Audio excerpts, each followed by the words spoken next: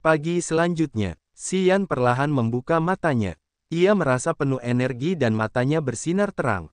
Setelah berkultivasi semalaman, Xian merasa segar kembali.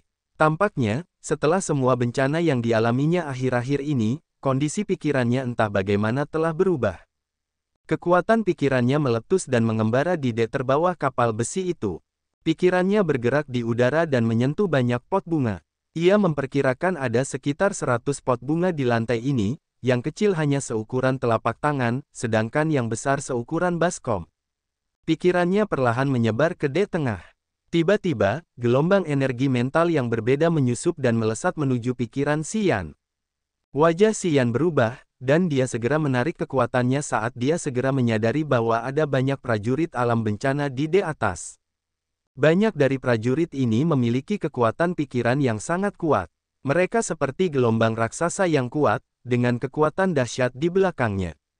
Alam bumi, Xian tersentak. Ia segera menyadari bahwa respons kuat itu berasal dari pikiran para pejuang alam bumi. Ada beberapa lusin pejuang seperti itu di tengah, yang membuat hati Xian sedikit takut. Alam bencana berbeda dengan alam-alam sebelumnya. Saat berkultivasi, Anda perlu memperoleh pengalaman. Hanya jika Anda mengalami berbagai bahaya dan menjalani berbagai tantangan yang berbeda, serta memperoleh wawasan darinya, Anda dapat menerobos ke tahap berikutnya. Rupanya Xian sudah bangun. Dia meliriknya dan berkata dengan acuh tak acuh, di alam bencana, hanya memiliki ki mendalam yang paling kuat saja tidak ada gunanya.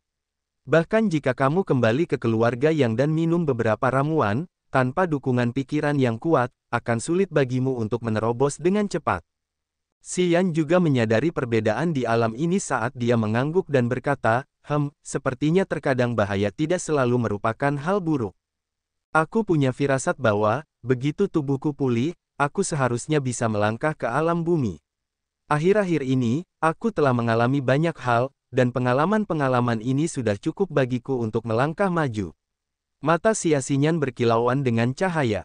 Alam bumi, Xian menyeringai, lalu terkekeh, bukankah itu berarti akan jauh lebih sulit bagiku untuk mengejarmu? Xian tidak peduli untuk memperhatikannya, dia mendengus pelan dan perlahan turun dari tempat tidur. Kalian berdua, bangun dan mulai bekerja. Suara renyah terdengar dari tangga yang mengarah ke atas. Tak lama kemudian seorang gadis berusia 17 hingga 18 tahun, dengan alis berkerut, muncul di pintu dan menunjuk ke Xian, berkata, kau, bawa pot-pot bunga ini ke dek. Wanita itu akan bertanggung jawab untuk membersihkan lantai ini. Tidak akan ada makanan atau air untukmu jika kau tidak menyelesaikan tugas ini. Kemudian dengan suara, kata-kata, gadis itu naik ke atas. Dia menghabiskan waktu sesedikit mungkin di sana. Ayo kita bekerja. Xian tersenyum, tidak ada yang namanya pesta gratis di dunia ini. Sepertinya itu tidak akan mudah bagi kita di sepanjang jalan. Xian, jika kamu tidak bisa mengatasinya, aku bisa membantumu sedikit setelah aku menyelesaikan pekerjaanku. Tidak perlu. Xian menjawab dengan dingin, kamu harus berhati-hati. Jangan sampai ketahuan oleh para pria gay. Ekspresi Xian menjadi gelap, dan dia berkata dengan marah, apakah kamu bermaksud membuatku marah? Xian memutar matanya, dan seolah-olah dia merasa senang, dia berkata dengan acuh tak acuh, aku hanya mengingatkanmu untuk berhati-hati, itu demi kebaikanmu sendiri. Kau benar-benar tidak tahu berterima kasih. Xian mendengus, berhenti berdebat dengannya, dan mulai membawa pot bunga. Waktu berlalu dengan cepat. Dengan sekejap mata, 10 hari telah berlalu. Dalam 10 hari ini, setiap pagi, setelah bangun tidur, Xian akan membawa pot bunga dari lantai ini ke dek. Kemudian, setelah matahari terbenam, ia akan membawa pot bunga kembali. Ia mengulanginya setiap hari. Xian juga sama, dia bekerja di lantai bawah pada siang hari, dengan kikuk membersihkan debu di lantai ini. Selama 10 hari ini, setiap kali Xian menyelesaikan pekerjaannya, dia akan turun dan membantunya membersihkan debu dan benda-benda kotor. Perlahan, Xian berhenti bersikap dingin kepada Xian. Kadang-kadang ketika berbicara dengannya, dia bahkan memberinya senyuman yang langka. Itu membuat Xian merasakan kehangatan di hatinya, dan dia tidak akan merasa bosan sama sekali akhir-akhir ini. Setiap hari, setelah keduanya menyelesaikan pekerjaan mereka, gadis bernama Xiao Feng itu akan membawakan makanan dan air untuk mereka. Makanannya hanya ikan asin dan roti kukus, yang rasanya tidak begitu enak. Xian tidak keberatan, tetapi bahkan setelah menghabiskan semua makanan itu, dia tetap tidak merasa kenyang. Xia Xinyan, di sisi lain, tidak pernah mengalami kesulitan seperti itu. Dia bekerja keras setiap hari, tetapi tetap saja hanya makan makanan berkualitas buruk ini. Nafsu makannya semakin mengecil. Tiap malam, mereka berdua akan berdesakan dalam kamar kecil itu, mendengarkan teriakan-teriakan pasangan-pasangan yang sedang bermesraan di lantai atas. Awalnya, Xia Xinyan merasa sangat canggung, wajahnya memerah, dan dia bahkan tidak mau menatap Xian. Dia takut Xian akan berubah menjadi binatang buas yang penuh nafsu dan melakukan hal-hal yang tidak pantas padanya. Kemudian seiring berjalannya waktu, dia melihat bahwa Xian bersikap tenang. Meskipun dia memerah beberapa kali, dia tidak melakukan tindakan lebih lanjut. Tak lama kemudian, dia menurunkan kewaspadaannya. Pada akhirnya, keduanya bahkan bisa mendengarkan suara-suara nafsu di lantai atas dan mengobrol santai di saat yang sama. Hari lainnya berlalu. Xian menghabiskan waktu 3 jam untuk membawa semua pot bunga ke dek. Kemudian dia segera kembali ke lantai bawah, siap membantu Xia Xinyan membersihkan barang-barang rongsokan. Apa yang kau lakukan? Tiba-tiba, teriakan Xia Xinyan datang dari lantai bawah. Xian mengerutkan kening dan berlari menuruni tangga. Dia segera melihat Li Wei berdiri di pintu kamar, tanpa malu-malu mengganggu Xia Xinyan. Di belakang Li Wei ada 3 murid laki-laki dari negeri ajaib Yin Yang, yang semuanya berada di langit pertama alam bencana. Ketiganya tersenyum malas. Xia Xinyan telah pulih cukup baik akhir-akhir ini, tetapi dia masih belum bisa menggunakan ki mendalamnya, atau semua kemajuannya akan sia-sia.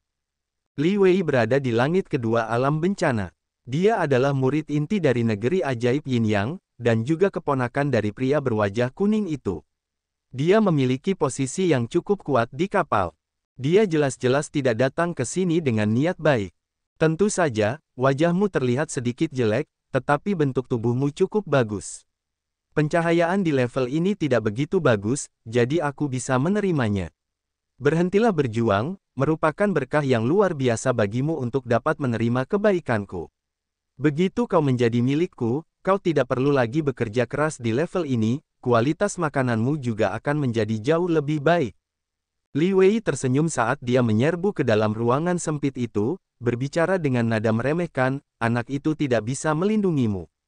Jika kamu tidak ingin menjadi santapan ikan bersamanya, lebih baik kamu bersikap baik. Gadis kecil, sungguh beruntung kau bisa menarik perhatian Kakak Wei. Terus terang saja, dengan penampilanmu, pria normal tidak akan pernah tertarik. Namun, Kakak Wei istimewa, dan bisa menerima wanita dengan tubuh yang bagus. Jika kau tetap tinggal, akan ada banyak keuntungan untukmu di kapal ini. Di ambang pintu, di belakang Li Wei, seorang murid Yin Yang Wonderland di langit pertama alam bencana berbicara dengan meyakinkan. Keluarlah dari sini. Xia Xinyan berdiri di dalam ruangan, ekspresinya dingin dan matanya tajam. Hehe, kalau sudah puas, aku akan pergi. Li Wei tersenyum, ada tatapan tidak senonoh di matanya. Tiba-tiba sebuah bayangan menyerbu ke dalam ruangan, bagaikan bola meriam, dan bahunya menghantam 3 murid yang tengah menjaga pintu. Xian melangkah masuk ke dalam ruangan. Dengan ekspresi dingin, dia menendang punggung Li Wei, membuatnya terpental. Dia menghantam keras dinding kayu ruangan itu. Kau ingin mati? Li Wei menyeka darah di sudut mulutnya dan perlahan berdiri. Dia melotot ke arah Xian, dan berkata sambil mencibir, ini adalah kapal Yin Yang Wonderland, kau menggali kuburmu sendiri. Pergi sana, sekarang. Xian mengerutkan kening, ekspresinya kesal. Nak, kau mati. Ketiga prajurit di luar pintu segera berlari ke arah mereka begitu mereka bisa bereaksi terhadap situasi tersebut. Tubuh Xian diam-diam membatu, dan Yin Qi dan Qi mendalam terbentuk menjadi medan gravitasi, yang sepenuhnya menghalangi pintu. Ketiga prajurit alam bencana semuanya terjatuh ke dalam medan gravitasi, dan tubuh mereka tanpa sadar mulai berputar. Ekspresi Xian dingin, matanya seperti bilah tajam. Dia tiba-tiba berlari ke arah Li Wei, jari-jarinya membentuk tombak, berkilau dalam cahaya yang dingin. Ekspresi Li Wei berubah, dia membuka tangannya, cahaya putih keabu-abuan keluar dari telapak tangannya. Ledakan, jari Xian menusuk tepat ke bola cahaya itu, membuat lengannya kesemutan. Jari itu terus menusuk dan menembus dada Li Wei. Berdebar, tepat saat Li Wei berdiri dari pukulan sebelumnya, tubuhnya, sekali lagi, terbentur ke dinding kayu, wajahnya dipenuhi kepanikan. Sambil melangkah maju, Xian mencengkeram leher Li Wei, mengangkatnya tinggi ke udara. Tatapan mata Xian penuh dengan niat membunuh. Dia menyeringai dan berkata, "Beranikah kau memiliki ide jahat tentang gadisku? Aku akan dengan senang hati memotong anggota tubuhmu untukmu." Li Wei diangkat seorang diri oleh Xian. Kakinya tergantung di udara, dan dia tidak bisa mengerahkan tenaga untuk melawan. Mata Li Wei menunjukkan kilatan ketakutan, dan dia kesulitan bernapas, terus-menerus meronta dan memukul Xian dengan tinjunya. Xian telah mengaktifkan Petrification Martial Spirit miliknya, dan ada juga lapisan cahaya gelap yang menutupi tubuhnya. Tidak peduli seberapa keras Li Wei mencoba, dia bahkan tidak bisa membuat Xian penyok. Xian berdiri diam seperti batu. "Xian!" Xian sedikit terkejut. Tiba-tiba dia berseru, dan menatapnya sambil menggelengkan kepalanya, memberi isyarat bahwa dia seharusnya tidak mengambil nyawa Li Wei. Ini adalah pertama kalinya dia melihat Xian menyerang. Dia diam-diam terpana oleh serangan yang begitu ganas dan kejam. Para prajurit di luar dan Li Wei semuanya adalah prajurit alam bencana, dan di antara mereka, Li Wei sebenarnya berada di langit kedua alam bencana. Namun, keempat orang ini ditahan oleh Xian pada pertemuan pertama. Selain itu, 3 orang di dekat pintu masih berputar-putar dengan aneh, entah metode apa yang digunakan Xian. Li Wei adalah yang terburuk. Dia langsung ditahan, tanpa ada kesempatan untuk melawan. Bahkan Xian, yang telah melihat banyak pemuda yang cakap, terkejut dengan metode Xian yang kejam dan ganas. Dia bertanya-tanya bagaimana Xian, yang baru saja memasuki alam bencana, dapat memiliki kekuatan yang begitu kuat. "Gulingkan pantatmu." Xian melempar Li Wei ke lantai dan menendangnya keluar. Li Wei terus berguling di lantai, dan dia benar-benar berguling keluar. Xian melepaskan medan gravitasi dan bersama-sama, ketiga prajurit di dekat pintu terjatuh ke lantai. Sambil melangkah maju, Xian berdiri di ambang pintu dan berbicara dengan ekspresi dingin, "Aku tidak akan tinggal di kapalmu sebagai penumpang gelap. Lain kali, jika kau berani mendapatkan ide lagi tentang gadisku, kau tidak akan pernah bisa menikmati wanita lagi selama sisa hidupmu. Pergi, jangan biarkan aku mencium bau busukmu lagi." Keempat prajurit bencana sejati, termasuk Li Wei, menatap Xian dengan gigi terkatup. "Ayo pergi." Li Wei berdiri, ekspresinya berubah. Sambil mengerutkan kening, dia berbalik dan berjalan pergi. Ketiga prajurit alam bencana di tanah semua dengan enggan menatap Xian. Akhirnya, mereka diam-diam berdiri, dan mengikuti Li Wei keluar. Xian menghalangi pintu seperti penjaga pintu. Tatapan matanya tajam, dan pikiran membunuh melintas di matanya. Dia berkata dengan acuh tak acuh, "Keempat anak itu tidak akan membiarkan ini begitu saja. Kita harus bersiap, mungkin kita benar-benar harus melarikan diri dengan melompat ke laut." Sial, aku bahkan belum sempat bermain dengan gadis-gadis mereka, dan mereka sudah berani punya ide tentang gadisku. Para bajingan itu benar-benar ingin mati. "Siapa yang kau panggil, gadismu?" Xian menggertakkan giginya, dan menatapnya dengan tajam. "Di sini, di kapal ini, kau adalah gadisku." Xian berbalik dan tersenyum lebar padanya, "Untuk masa depan, kau tidak pernah tahu." Di bagian bawah kapal besi, ekspresi Xian serius. Dia terus mengetuk papan besi dan kayu kapal. Xian berdiri diam di samping. Dia hanya memperhatikan gerakannya dengan tenang. Kapal besi itu sangat kokoh, tetapi tidak akan bisa membuatku terpojok. Jika aku mengerahkan seluruh kekuatanku, itu akan cukup untuk menembus papan-papan ini. Xian mengetuk-ngetukkan tubuhnya sejenak, lalu ekspresinya mengendur. Dia tersenyum dan berkata, "Kita bisa tetap di sini. Jika ada tuan yang melawan kita nanti, maka aku bisa membuat lubang besar di kapal ini, dan melarikan diri ke laut bersamamu." Xian mengangguk pelan, Li Wei tidak akan membiarkan ini begitu saja. Dia seharusnya segera membawa beberapa orang ke sini. "Xian, pesonamu sungguh memikat. Bahkan dengan penyamaran seperti itu, kau masih bisa menarik perhatian semua serangga ini, cek-cek. Xian menggelengkan kepalanya sambil berseru, jika kau kembali ke wujud aslimu, maka semua orang di kapal ini akan menjadi gila. Sepertinya kita tidak bisa tinggal lama di sini. Ayo pergi secepatnya. Kau menarik serangga, sungguh tidak ada hal baik yang bisa keluar dari mulutmu yang kotor. Xia Xinyan memutar matanya, tetapi dia tidak benar-benar marah. Sebaliknya, dia merasa sedikit senang secara diam-diam.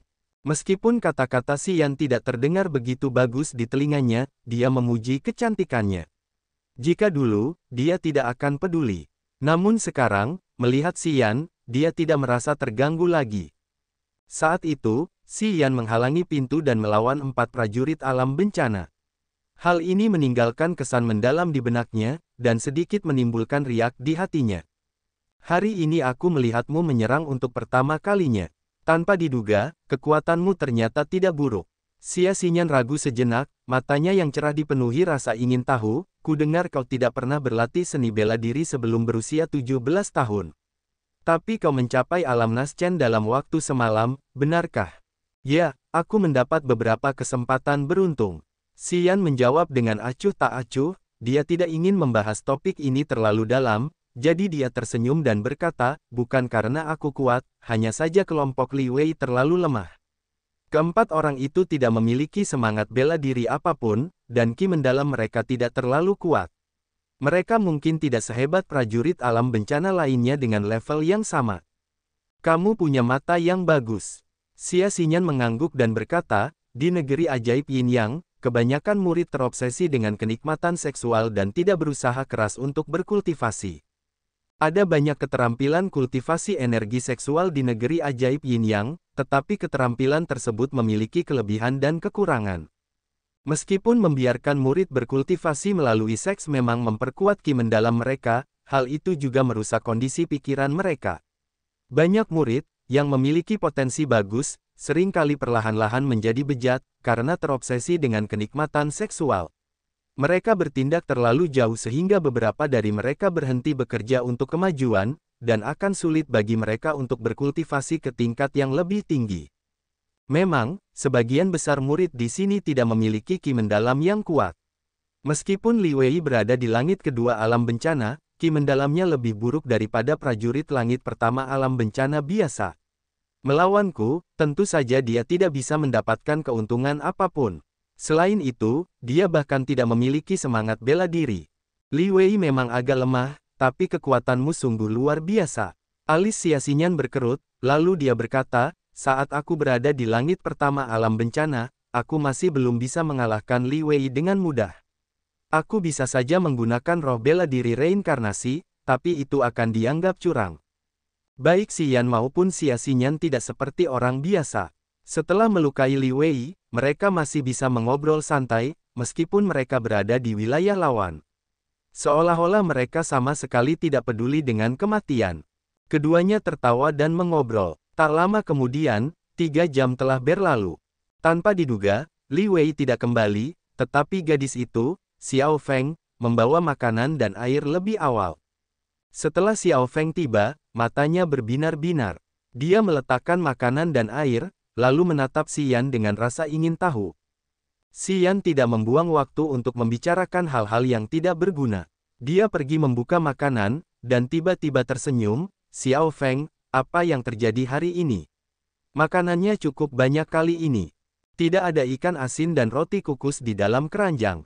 Sebaliknya, ada daging sapi matang dan ayam yang harum, ditambah 1 teko minuman keras. Ada juga 1 kendi besar berisi air tawar. Makanan kali ini jauh lebih baik dari sebelumnya. Hal ini membuat Xian merasa sedikit bingung. Apakah kamu yang melukai Li Wei? Xiao Feng bertanya dengan rasa ingin tahu. Benar sekali. Xian tercengang, dan menatap Xiao Feng yang tampak sedikit bersemangat. Kenapa? Apakah Li Wei musuhmu? Aku ingin membunuhnya. Xiao Feng menggertakkan giginya, matanya dipenuhi kebencian. Aku punya 3 saudara perempuan, mereka semua disiksa sampai mati oleh Li Wei. Jika aku punya kemampuan, aku pasti sudah membunuhnya sejak lama. Aku memang ingin membantumu, tetapi Li Wei tampaknya adalah keponakan dari pria berwajah kuning itu. Jika aku menyakitinya, aku mungkin tidak akan bisa tinggal di kapalmu lebih lama lagi. Xian menggigit sepotong daging dari paha bawah dan mulai mengunyahnya di mulutnya. Dia meneguk minuman keras, dan dengan santai memberikan potongan besar daging sapi itu kepada Xia Xinya, istriku, makanlah. Kamu hanya akan memiliki kekuatan untuk melarikan diri jika kamu makan. Xia Xinyan berdiri di belakangnya. Diam-diam dia mengulurkan tangannya ke pinggang Xian dan mencubitnya erat-erat. Dia melotot padanya, lalu akhirnya dia melangkah maju dari belakang Xian, dan mengambil sepotong daging sapi itu. Dia segera menoleh ke samping, matanya yang cantik tampak senang. Xian menyeringai, dan sambil tersenyum kecut, dia menggelengkan kepalanya, kau wanita yang tidak bisa dikendalikan, aku akan mengurusimu nanti. Xiao Feng tampaknya menyadari gerakan di antara keduanya, tetapi dia tidak terlalu mempermasalahkannya. Dia menjelaskan, meskipun Li Wei adalah keponakan pendeta Li Zuang, dia tetap tidak berani main-main. Ketika aku tahu bahwa Li Wei terluka olehmu, aku segera memberitahu pendeta Zhu. Pendeta Zhu menyuruhku untuk mencari tahu tentang situasinya. Selama itu bukan salahmu, pendeta Zhu akan melindungimu. Pikiran Xian tergerak, dan dia menyadari bahwa pendeta Zhu ini mungkin menentang Li Zuang. Dia menyakiti Li Wei, sehingga pendeta Zhu diam-diam senang, dan mencoba mengambil kesempatan untuk menindas Li Zuang. Jadi beginilah yang terjadi. Li Wei adalah bajingan yang hina. Dia ingin menodai istriku, aku. Xian sangat membesar-besarkan, dan menggunakan semua kata-kata jahat untuk memfitnah Li Wei. Sekarang aku mengerti. Xiao Feng mengangguk dan tersenyum, Li Wei benar-benar bajingan yang hina, benar katamu. Aku akan segera memberitahu pendeta Zhu. Jangan khawatir, pendeta Zhu sangat menyukaimu, dia pasti akan melindungimu. Kemudian, Xiao Feng bergegas pergi, dan segera menaiki tangga. Pendeta Zhu itu, dia seharusnya adalah wanita yang menjaminmu sejak awal dan membiarkan kami naik ke kapal. Setelah Xiao Feng pergi, Xia Xinyan segera berbicara. Benar, Xian tersenyum, sepertinya kita tidak perlu melarikan diri dengan melompat ke laut lagi. Kedua pendeta itu bisa bertarung sendiri, dan kita akan terjebak di tengah-tengah, jadi masih ada beberapa peluang di sini. Wanita itu mungkin sedang mengincarmu sekarang. Mungkin dia akan menerimamu sebagai muridnya. Kau harus mempertimbangkannya dengan matang. Terimalah aku sebagai murid, seru Xian. Di negeri ajaib Yin Yang, para pendeta dan tetua memiliki hak untuk menerima murid. Biasanya, para pria yang menerima murid wanita dan para wanita yang menerima murid pria. Hubungan antara guru dan murid negeri ajaib Yin yang sangat dekat, cukup dekat sehingga mereka perlu bertukar pengetahuan di ranjang. Kurasa kau seharusnya tahu apa artinya itu, kata Xia Xinyan ringan. Seperti gigolo, seru Xian, kurang lebih begitu. Di luar, mereka memiliki gelar guru dan murid, dan begitu malam tiba, mereka akan tidur bersama. Aku tidak tahu berapa banyak murid yang dimiliki pendeta Zhu, tetapi jika kamu bisa menjadi salah satu dari mereka, kamu seharusnya bisa mendapatkan giliran beberapa kali dalam sebulan. Kemudian pada saat itu kamu bisa mempelajari beberapa keterampilan rahasia dari negeri ajaib Yin Yang, bukankah itu yang kamu inginkan? Kata Xia Xinyan acuh tak acuh. Sepasang murid, ekspresi Xian perlahan mulai menggelap. Itu akan dianggap remeh. Beberapa pendeta memiliki puluhan pengikut, dan selain pengikut, mereka memiliki berbagai macam pasangan lain. Ketika mereka bertemu dengan pasukan sekutu, dan seorang pria menarik perhatian mereka, mereka dapat menanggalkan pakaian mereka kapan saja. Begitulah wanita di negeri ajaib Yin Yang, mereka disentuh dan dicium oleh ribuan orang. Bukankah itu lebih buruk dari pelacur? Tidak, ini berbeda, ini hobi mereka, mereka tidak meminta uang. Apakah kau mengerti? Ini hobi. Ini seperti bagaimana sebagian orang menyukai tanaman dan orang lain menyukai perhiasan mewah. Ini yang orang-orang dari Yin Yang Wonderland suka lakukan. Mereka tidak berpikir ada yang salah dengan itu. Mereka hanya mengatakan bahwa itu adalah cara bagi orang untuk berkomunikasi satu sama lain. Pendeta Zhu itu akan segera bertemu denganmu, dan, pada saat itu, kau akan mengerti. Xia Xinyan dengan santai menjelaskan semua rahasia di dalamnya. Ekspresi Xian berubah semakin buruk. Dek. Benar saja, Xiao Feng kembali dengan cepat.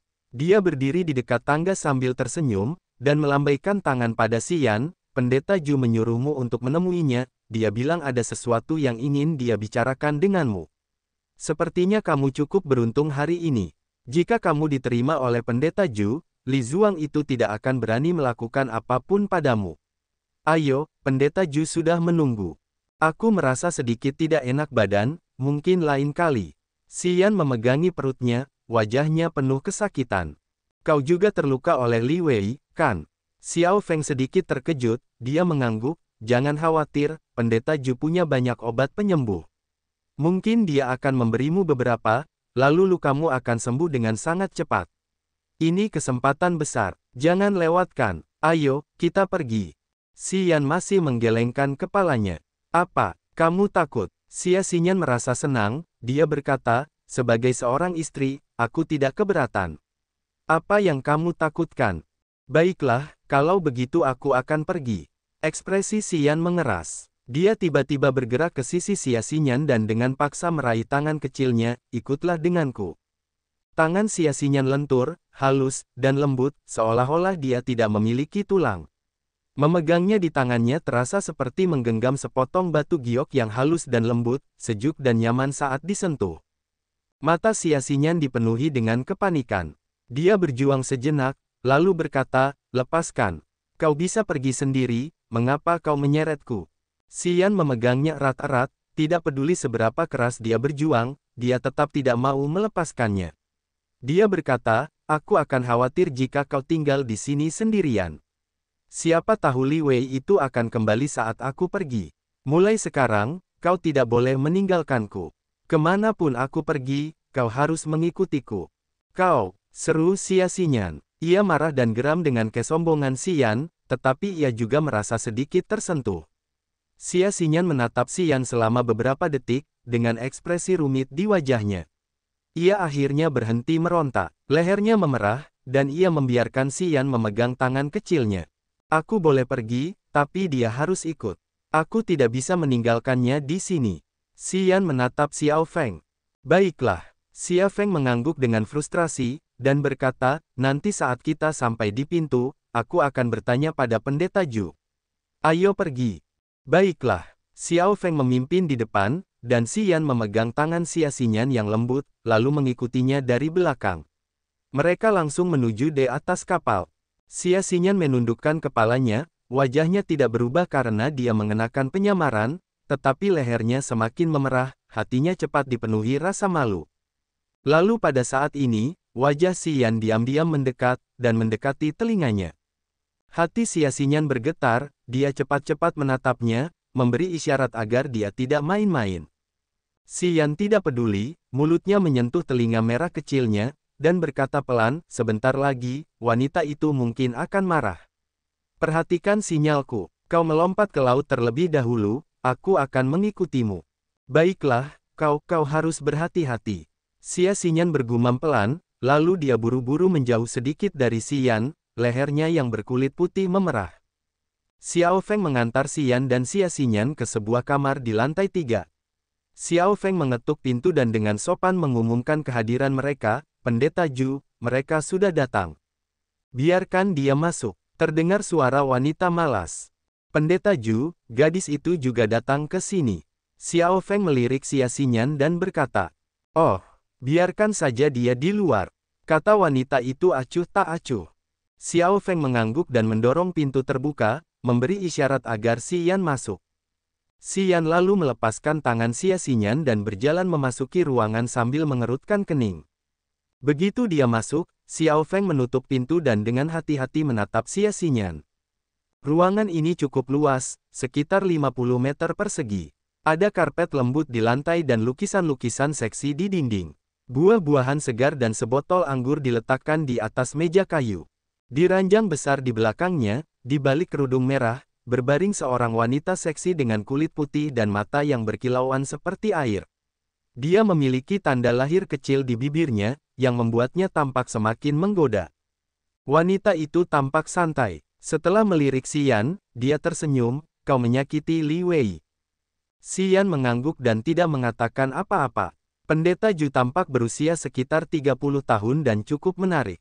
Jika bukan karena apa yang dikatakan Xia Xinyan kepadanya, dia pasti akan melompat ke tempat tidurnya. Namun, begitu dia ingat bahwa dia telah berhubungan dengan banyak pria, Xian merasa mual. Dia agak pemilih. Dia tidak akan berada di rumah bordil itu, terakhir kali, tanpa energi negatif itu. Kau terlihat sangat tampan. Wanita cantik itu terkekeh setelah menatap Xian cukup lama. Kau menyakiti Li Wei. Tanpa perlindunganku, kau tidak akan hidup lama di kapal ini. Kau berada di alam yang cukup tinggi, dan kau akan berkembang lebih cepat dengan keterampilan Yin Yang Wonderland. Aku ingin menjadikanmu sebagai muridku.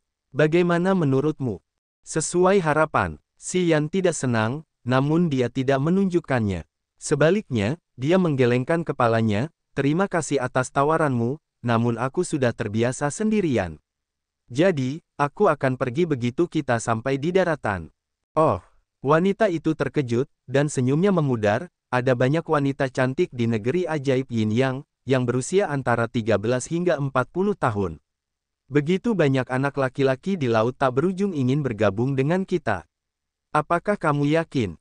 Xian menggelengkan kepalanya dengan wajah acuh tak acuh. Baiklah, aku tidak ingin mendorong siapapun. Wanita itu berhenti sejenak dan melambaikan tangannya, pergi. Awas dengan Li Wei, kau masih bisa menemukanku jika kau memutuskan untuk berubah pikiran. Jika kau ikut denganku, kau akan memiliki banyak wanita cantik. Menekan keinginannya, Xian membungkuk dan meninggalkan ruangan.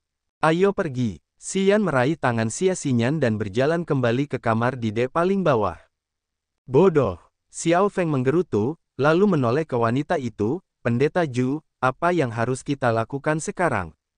Beritahu Li Zuang untuk tidak menyentuhnya. Itu bisa menjadi hadiah untuk teman-teman kita dengan imbalan sesuatu. Sayang sekali jika menyia-nyiakannya. Wanita itu tampak acuh tak acuh. Xiao Feng menunjukkan sedikit rasa takut, lalu mengangguk, mengerti. Tinggalkan aku sendiri. Wanita itu melambaikan tangannya, jika dia berubah pikiran, bawa dia kepadaku. Aku akan tetap menerimanya asalkan dia datang sebelum kita sampai di tempat tujuan. Baik, pendeta. Xiao Feng membungkuk dan pergi, merasa agak lega. Xian waspada sepanjang perjalanan, dan merasa lega mereka kembali ke kamar kecil mereka dengan selamat. Wanita itu tidak cukup cantik. Xia Xinyan duduk di tempat tidur, bersila, dan bertanya. Cukup cantik. Dia seperti buah persik. Aku ingin menggigitnya, kata Xian jujur. Lalu mengapa kamu menolaknya? Kamu tahu, karena kamu menolaknya, kita akan diperlakukan dengan buruk oleh Li Wei nanti. Aku punya standarku sendiri. Xian menggerutu dan mengumpat, bahkan kau pikir wanita-wanita itu tidak tahu malu, bagaimana mungkin aku tertarik? Apakah aku terlihat semudah itu? Ya, Xian menggertakkan giginya dan menatapnya dengan marah, kamu suka sekali berkelahi denganku akhir-akhir ini. Kamu benar-benar ingin aku memberimu pelajaran.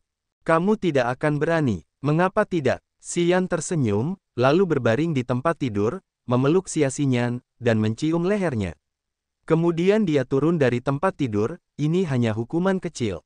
Xian, dasar bajingan, aku tidak akan membiarkanmu pergi dengan tenang. Xia Xinyan kesal. Aku akan kabur sebelum kau pulih. Haha, Xian yakin, jika kau terus membuatku marah, aku akan terus memberimu pelajaran dan memberitahumu bagaimana bersikap sebagai seorang wanita. Aku tidak akan melupakan ini. Xia Xinyan menggertakkan giginya. Merupakan suatu kehormatan bahwa kau mengingatku. Hampir tidak ada pria yang dapat kau ingat di laut tak berujung, kan? Xian terus menggodanya. Tatapan mata Xia Xinyan dingin, dia tidak menjawab. Xian diam-diam merasa gembira. Dalam kompetisi bela diri, Xia Xinyan melayang di udara, seperti seorang dewi. Pada saat itu, Xian jatuh cinta padanya. Dan setelah dia melihat wajahnya di danau bulan, dia tidak bisa menolaknya lagi. Jika bukan karena Xia Xinyan yang terluka parah, dia tidak akan memiliki kesempatan untuk menciumnya. Jadi dia harus memanfaatkan kesempatan itu. Begitu dia memikirkan wanita cantik ini, wajahnya yang halus, dan jiwa bela diri reinkarnasinya yang menakjubkan, dia tidak dapat mengendalikan dirinya. Xia Xinyan adalah wanita pertama yang menggugah perasaannya setelah dia tiba di dunia aneh ini. Xia Xinyan tetap diam, jadi Xian juga berhenti bicara. Sambil menutup matanya, Si Yan terus berlatih. Tiba-tiba ia teringat pada cincin pembuluh darah di jarinya. Memicu keinginannya, Si Yan tiba-tiba mulai mengoperasikan ki mendalamnya untuk menyerang cincin pembuluh darah. Ki yang mendalam mengalir melalui lengannya seperti sungai, dengan cepat mencapai telapak tangannya. Kemudian, ki itu menghantam cincin pembuluh darah dengan kuat. Cahaya merah berhembus dari Blood Vein Ring. Si Yan agak gembira, dan dia memusatkan semakin banyak energinya, tanpa mempedulikan Xia Xinyan yang duduk di sampingnya. Bagaikan pedang tajam, ki mendalam menebas cincin pembuluh darah. Cincin pembuluh darah itu menjadi semakin terang dan penghalang di dalam cincin itu mulai retak akibat hantaman ki mendalam. Tanda-tanda aneh terus bermunculan dari ring, berkumpul dalam pikiran Si Yan. Langit amukan kedua. Tanda-tanda aneh itu adalah rumus amukan langit kedua yang terukir dalam ingatan Si Yan. Untuk berlatih di langit kedua amukan, dia harus menuangkan energi negatif ke dalam darahnya. Kalau ada itu di dalam darahnya, kekuatan yang didapatnya dari energi negatif akan menjadi jauh lebih kuat. Si Yan terkejut, dan dia tiba-tiba membuka matanya. Mata Xia Xinyan berbinar saat melihat cincin pembuluh darah. Ketika Si Yan terbangun, dia bertanya, cincinmu tampak istimewa. Udara kuno baru saja keluar darinya. Apa yang terjadi?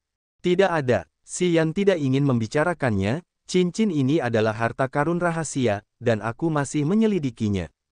Ada sesuatu. Xia Xinyan tertarik. Tidak ada apa-apa. Si Yan menggelengkan kepalanya. Ada ki mayat yang pekat di dalam kotak-kotak itu. Aku merasakannya. Ayo kita pergi dan memeriksanya. Saat Si Yan mencapai langit kedua amukan, indranya menjadi sangat tajam hingga dia bisa merasakan ki mayat dari kotak-kotak itu. Baiklah, Xia Xinyan mengangguk, lalu turun dari tempat tidur. Dia mengikuti Si Yan ke tengah D untuk memeriksa kotak-kotak itu. Kotak-kotak itu tampak berat. Si Yan berjalan ke salah satu dari mereka, dan dengan diam-diam mengoperasikan Spear Finger. Kotak kayu itu pun segera dibuka. Ki mayat dingin keluar. Si Yan melihat ke dalamnya dan berteriak, mayat. Ada mayat seorang lelaki tua, mungkin berusia 50 tahun, tertutup es. Tubuhnya ramping dan kering, membuatnya tampak menakutkan. Wajah Si Yan menjadi pucat, dan dia segera melihat ke dalam kotak lainnya. Mayat lagi. Ada 32 kotak di sini, apakah semuanya mayat? Wajah Si Yan menjadi muram, dia segera menyadari mengapa Xiao Feng tidak ingin tinggal di D ini terlalu lama. Budak mayat dari sekte mayat. Mulut Xia Xinyan bergetar karena jijik, beraninya mereka menempatkan kita di sini. Mereka akan membayarnya.